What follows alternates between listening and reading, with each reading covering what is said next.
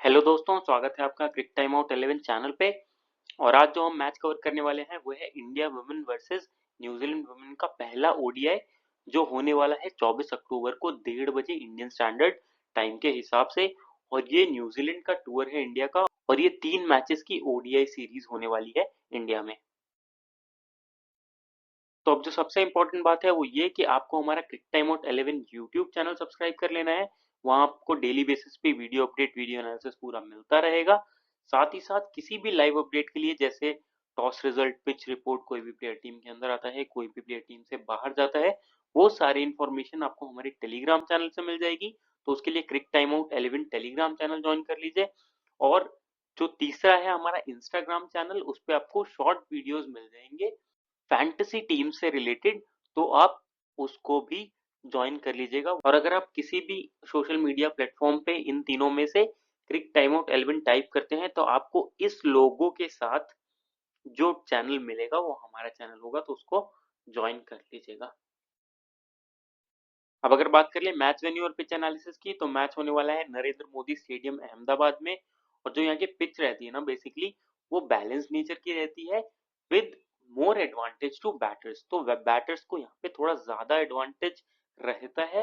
और उसके बाद जैसे जैसे गेम बढ़ता जाता है, बॉल पुराना होता जाता है, स्पिनर्स भी गेम में आते हैं और ड्यू का उतना ज्यादा फैक्टर होता नहीं है। और अंडर लाइट्स जो सेकेंड इनिंग्स है, क्योंकि ये डे नाइट गेम है, तो अंडर लाइट बॉल थोड़ा सा स्किड करता है और सी मूवमेंट हल्का रहता है। तो इस बात का भी आपको ध्यान रखना है। अब अगर बात कर ले कुछ प्रीवियस स्कोर्स की, तो ये वर्ल्ड कप के मैचेस है। थर्ड लास्ट मैच जो हुआ उसमें ऑस्ट्रेलिया ने बनाए 286 रन 49.3 ओवर में।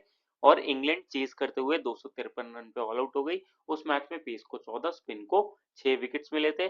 फिर बात करते हैं नेक्स्ट मैच की, तो वहां अफगानिस्तान ने बनाए 244 रन, और साउथ अफ्रीका आराम से चेस कर गया 247 रन 5 विकेट के नुकसान पे। उस मैच में पेस को 7, स्पिन को 8 विकेट मिले थे। फिर बात करते हैं जो लास्ट फाइनल था, उसमें इंडिया ने पहले बैटिंग करते हुए बनाए 240 रन, और ऑस्ट्रेलिया ने उसको आराम से चेस कर लिया 43 ओवर में 241 रन 4 विकेट के नुकसान पे। उस मैच में पेस को 11 और स्पिन को 2 विकेट मिले थे। अब अगर बात करें यहाँ पे एवरेज स्कोर की, तो देखिए एवरेज स्कोर यहाँ पे 250 से 280 के बीच में होना चाहिए। अब अगर बात कर ले लास्ट 5 मैच के परफॉर्मेंस की, तो इंडिया लास्ट 5 में से 3 मैचेस जीत के आ रही है। और वहीं न्यूजीलैंड लास्ट 5 ओडीआई मैच में से एक ही मैच जीती हुई है। लेकिन अभी ये T20 वर्ल्ड कप जीत के आ रहे हैं, तो न्यूजीलैंड टीम का कॉन्फिडेंस काफी हाई होगा। बात करें अगर हेड टू हेड रिकॉर्ड की, तो 6-11 से न्यूजीलैंड लीड कर रही है। और ऑन पेपर्स ना दोनों ही टीम काफी अच्छी दिख रही है। और आपको ये एक थ्रिलर दिखना चाहिए, क्लोज एनकाउंटर दिखना चाहिए। तो अच्छा मैच होने वाला है। अब बात कर लेते हैं इंडिया वुमेन के प्लेइंग 11 की, तो स्मृति मंदाना ओपन करेंगी शिफाली वर्मा के साथ, फिर आएंगी जमाइमा रॉड्रिगेज, हरमनप्रीत कौर, यस्तिका भाटिया कीपिंग करेंगी क्योंकि रिचा घोष अवेलेबल नहीं है, उनके बोर्ड के एग्जाम्स है। फिर आती हैं दीप्ति शर्मा, अरुंधति रेड्डी, राधा यादव, प्रियंका पाटिल, रेणुका सिंह और साइमा ठाकुर या सयाली सतगड़े में से कोई एक। सयाली सतगड़े आने के चांसेस उनके थोड़े से ज्यादा इसलिए रहेंगे क्योंकि पूजा वस्त्राकर को रेस्ट दिया गया है, तो हो सकता है ये लाइक रिप्लेसमेंट करे ऑलराउंडर से ऑलराउंडर का। अब अगर बात कर ले यहाँ पे ओवर डिविजन की, तो देखिए दीप्ति शर्मा, अरुंधति रेड्डी और रेणुका सिंह अपने पूरे ओवर करेंगी, ये हो गए 30 ओवर।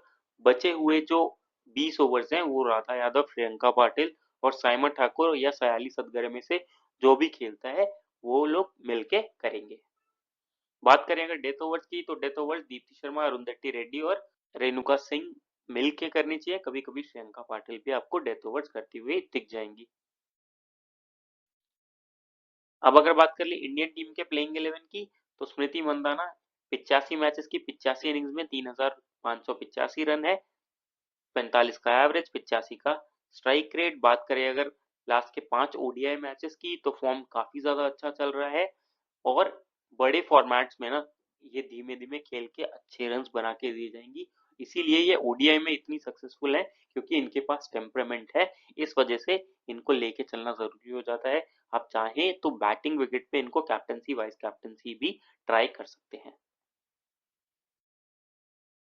फिर आती है शिफाली वर्मा, तो 26 मैचेस की 26 इनिंग्स में 588 रन है, 23 का एवरेज, 80 का स्ट्राइक रेट है। और अगर बात करें इनके रीसेंट फॉर्म की ना, तो फॉर्म काफी ज्यादा खराब चल रहा है।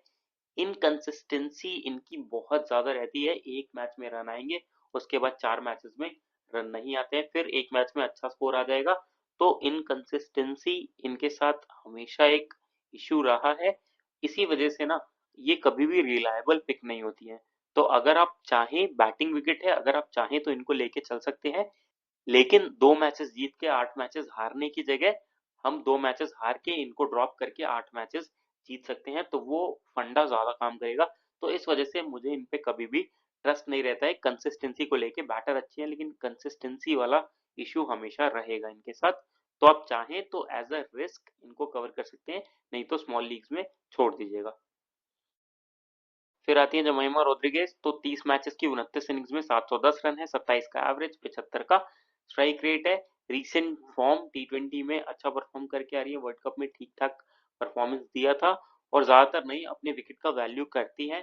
तो इनको आप कवर करके चल सकते हैं। अच्छी बैटर है और बैटिंग विकेट पे और भी अच्छी हो जाती है, तो इस वजह से आप इनको आराम से लेके चल सकते हैं।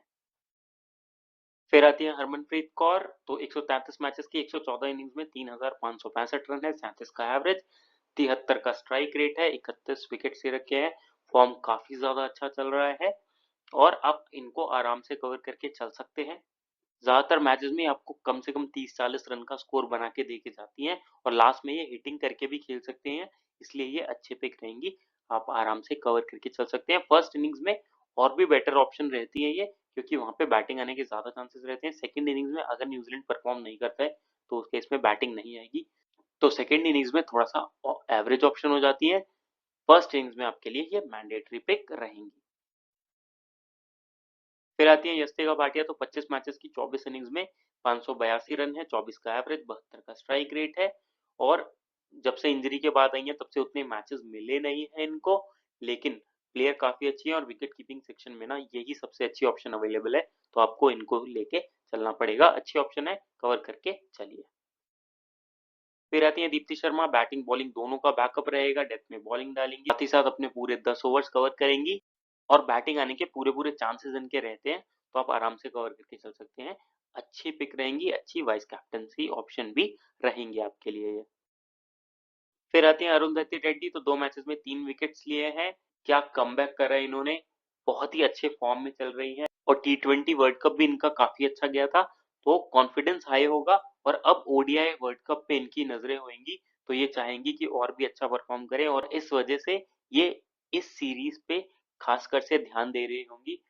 और अगर ये अच्छा परफॉर्म करती है ना, तो ओडीआई वर्ल्ड कप के लिए इनका पोजीशन ऑलमोस्ट सील हो जाएगा। अच्छी पिक रहेंगी। फर्स्ट इनिंग्स में डेथ में बॉलिंग करने के भी चांसेस रहेंगे, तो आराम से आप कवर करके चल सकते हैं। फॉर्म भी अच्छा चल रहा है।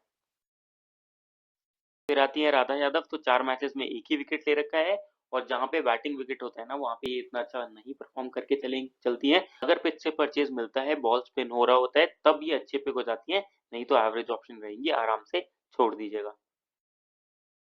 फिर आते हैं श्रेयंका पाटिल, तो 3 मैचेस में 5 विकेट लिए हैं, रिसेंट फॉर्म अच्छा चल रहा है। आप चाहे तो इनको कवर करके चल सकते हैं, लेकिन फर्स्ट इनिंग्स में आपके लिए अच्छी ऑप्शन रहेंगी, क्योंकि वहां पे एक पॉसिबिलिटी इनकी डेथ में डालने की बनती है। सेकंड इनिंग्स में आराम से छोड़ सकते हैं। फिर आती है रेणुका सिंह, तो 11 मैचेस में 20 विकेट ले रखे हैं, रिसेंट फॉर्म काफी ज्यादा अच्छा चल रहा है। साथ ही साथ वर्ल्ड कप टी20 वाला जो हुआ था उसमें भी अच्छा परफॉर्म करके आ रही है, तो अच्छी पिक रहेंगी, आप आराम से लेके चल सकते हैं। फिर आती है साइमा ठाकुर, तो डब्ल्यूपीएल मैचेस के इनके ये रिकॉर्ड है, 6 मैचेस में 3 विकेट लिए हैं। अच्छी बॉलर है, लाइन लेंथ सटीक रखती हैं, लेकिन अपना डेब्यू मैच खेलेंगी तो नर्वसनेस थोड़ा सा उस चक्र में रहेगा और ओवर्स पे क्लैरिटी इनके रहेगा नहीं कि पूरे मिलेंगे कि नहीं मिलेंगे। तो फिलहाल के लिए एवरेज पिक रहेंगी। आप चाहें तो ग्रैंड लीग में इनको as a trump card try कर सकते हैं। अब बात कर लेते हैं नए वर्ल्ड टी20 चैंपियंस टीम की। कॉन्फिडेंस काफी ज्यादा हाई होगा, क्योंकि अभी अभी टी20 वर्ल्ड कप जीत के आ रहे हैं। और अगर बात करें इनके प्लेइंग 11 की, तो सूजी बेट्स ओपन करेंगी जॉर्जिया प्लेमर के साथ, फिर आएंगी Amelia Kerr, Sophie Devine, Brooke Halliday, Maddy Green, Isabella Gaze, Lea Tahuhu, Jess Kerr, Eden Carson और फ्रैंक जोनास। अब अगर बात करें यहाँ पे ओवर डिवीजन की, तो देखिए फ्रैंक जोनास, ईडन कार्सन, जेस कैर और एमिलिया कैर ये अपने पूरे ओवर्स करेंगी। लिया तहू और ब्रुक हैरिडे मिलके 10 ओवर करेंगे। और अगर मान लीजिए इन 4 में से फ्रैन जोनास, ईडन कार्सन, जेस केयर या अमेलिया केयर किसी का भी दिन खराब होता है और ओवर्स कटते हैं, तो वो ओवर्स जाएंगे ब्रुक हैलिडे के खाते में। सोफी डिवाइन के बॉलिंग करने पे कोई न्यूज नहीं है। अगर टॉस के बाद या टॉस के टाइम कोई भी अपडेट आता है तो वो आपको टेलीग्राम चैनल पे मिल जाएगा। बात करें डेथ ओवर्स की, तो अमेलिया केयर डेथ ओवर्स में कंफर्म बॉलिंग करेगी। उसके बाद मोस्ट प्रोबेबली जेस केयर डेथ ओवर्स करनी चाहिए।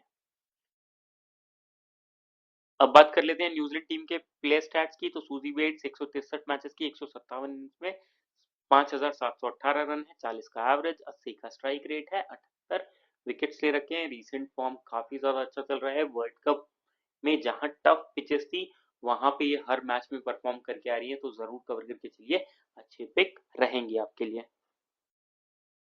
फिर आती हैं जॉर्जिया प्लेमर। तो 18 मैचेस की 14 इनिंग्स में 151 रन है, 11 का एवरेज, 60 का strike rate. Recent form world cup इनका भी अच्छा गया है, लेकिन ओडीआई फॉर्मेट में टेम्परेमेंट दिखाना पड़ता है और मुझे लगता नहीं है कि अभी इनके अंदर उतना ज्यादा टेम्परेमेंट आया है। तो आप चाहें तो इनको ग्रैंड लीग में ट्राई करिएगा, स्मॉल लीग में इतनी अच्छी ऑप्शन नहीं होंगी ओडीआई फॉर्मेट के हिसाब से।